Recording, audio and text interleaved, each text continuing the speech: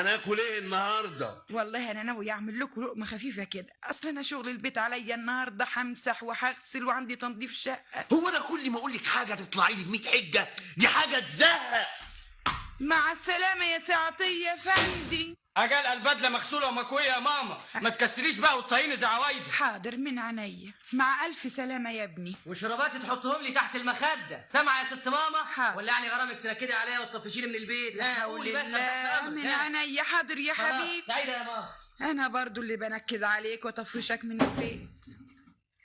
ماما آه. نسيت تربيلك فستان الكحل، قلت لك 100 مره، مش عاوزه اقول لك 200 مره يا ماما. هترجعي تلاقيه مرفي. حاضر، يكتب لك في كل خطوه سلامه يا سناء يا بنتي. صباح الخير. يا سعد صباحك يا بنتي، خير. ما تاخذنيش يا ست خديجه، الشغاله اللي عند ست مرزوقه اتصلت بالتليفون دلوقتي. مالها يا بنتي؟ لا يا اختي، الف بعد الشر يا ندامه، ده عشره العمر كله. لا ده انا هسيب اللي في ايديا واروح لها حالا. يا اختي الشر بره وبعيد، مالك يا حبيبتي؟ والله يا اختي حاسه كده زي ما يكون. لا يا اختي ما تقوليش الكلام ده.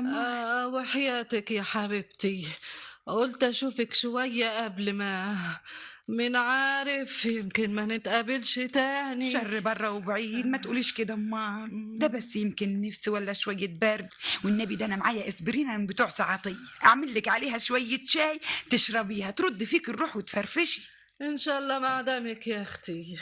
وازاي سعطيه؟ بخير يا حبيبتي، تسلمي. واللي ولاد بعافيه يا اختي، بوسوا ايديكي، اهم راحوا المدارس. هلبتي يا اختي ما هم تعبينك. لا والنبي ابدا.